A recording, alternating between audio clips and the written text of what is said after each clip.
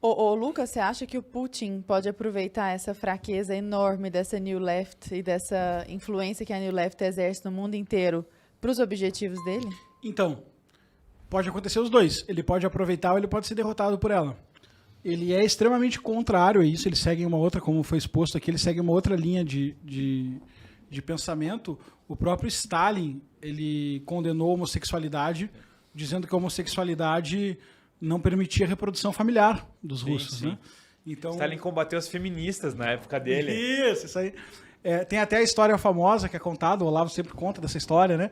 Que o Gramsci desenvolveu todas as teses da Revolução Cultural, a escola de Frankfurt ficou entusiasmada com isso, fazendo crítica ao stalinismo, e alguns estudiosos da União Soviética levaram tudo isso para Stalin, e Stalin falou, muito bom, faz isso aqui no Ocidente. Né? Tipo, aqui não, sabe? Fato ou lenda, acontece disso ser ilustrativo do pensamento. Eu acho que hoje o Putin ficou famoso como conservador, depois daquelas entrevistas que ele deu para o Oliver Stone, que tem no YouTube, recomendo que assista, e saiu um livro também chamado As Entrevistas do Putin. Que é basicamente? Frases do tipo, família é só homem com mulher, depois que ele perseguiu o grupo feminista Pussy Riot lá na Rússia também, tendo que até exilar algumas delas. Então isso tudo foi pesando para ele ser entendido como conservador. Só que isso é uma janela de Overton muito específica. Eu não consigo entender o Putin como conservador em nenhuma hipótese. Porque me parece que, como a esquerda ocidental caminhou para esse caminho que o Freire estava expondo, é interpretado que ele seria uma espécie de conservador, porque ele é apegado àqueles valores da esquerda, aspas, raiz.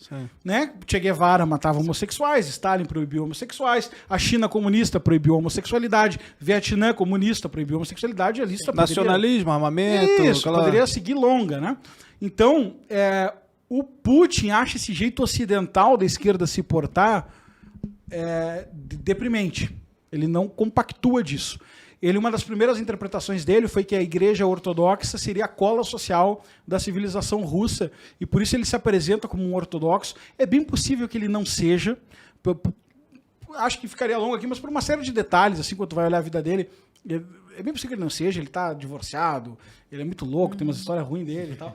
Então, e ele chegou nessa ideia no meio da vida, assim, sabe? Tipo, um troço meio estratégia política.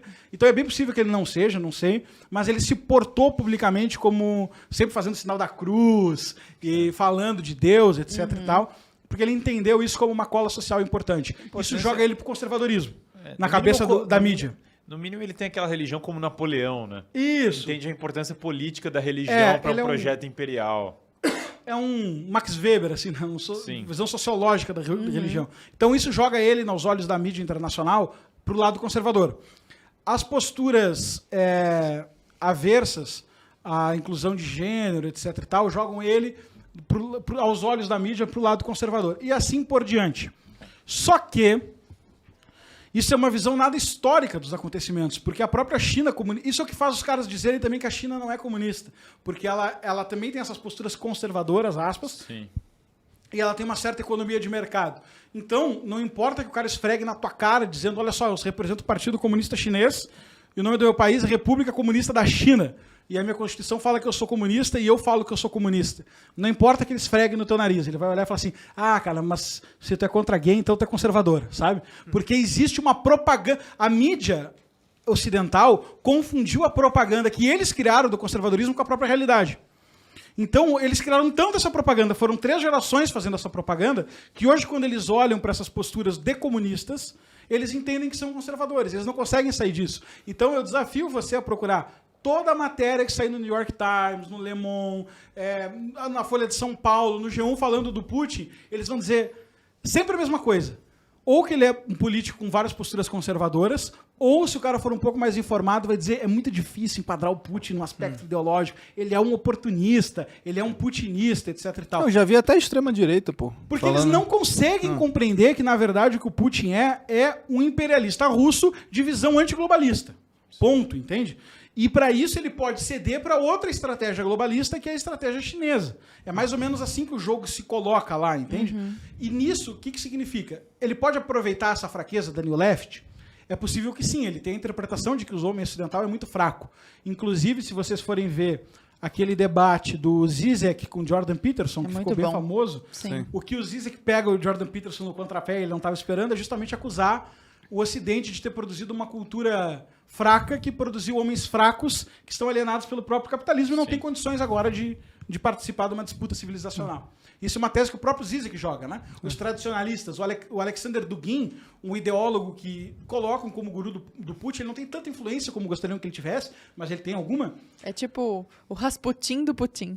Menos, mas mais um cara que vale a pena ouvir, mas sei lá se a gente segue. Isso é a interpretação lá do Kremlin. Do Putin. Então, ele também tem essa interpretação de tradicionalismo, né? A gente tem que fazer uma união ali para conseguir enfrentar essa frescurada do Ocidente. Que é a união de todas as ideologias políticas do século XX Isso. em uma só. Para ter força para combater esse relativismo da New Left. Mas o ponto é, comunista, isso é importante, não é relativista. Sim. A relativização ela surge no movimento da segunda metade do século XX. O comunista acredita numa verdade, essa verdade é a marcha inexorável da história rumo ao comunismo, e é por isso que ele se sacrifica por isso. Porque é inexorável, porque é científico, porque é dado, porque é fato. E isso é a admissão da verdade. Quando tu é uma verdade material, né? É importante falar isso porque o papel do filósofo não é entender o mundo, é transformá-lo, né? Essa verdade é um processo histórico mais do que uma percepção intelectual da realidade. Isso, exatamente. Então, exatamente. O papel é transformar o processo histórico, né? Isso. Não participar dele. Mas é bem objetivo. Mas é objetivo, não tem relativismo. Essa visão relativista, ela vem daquela interpretação da escola de Frankfurt de que os pilares da sociedade eram a escola, a igreja e a família. E sem alterar esses pilares não era possível alterar as políticas. Por isso Stalin falhou na União Soviética. Acho engraçado quando o professor da USP fala: nossa, nos acusam de esquerdista, mas a gente só fala dos críticos, a gente só estuda os críticos da esquerda. Os críticos, no caso, a escola de Frankfurt.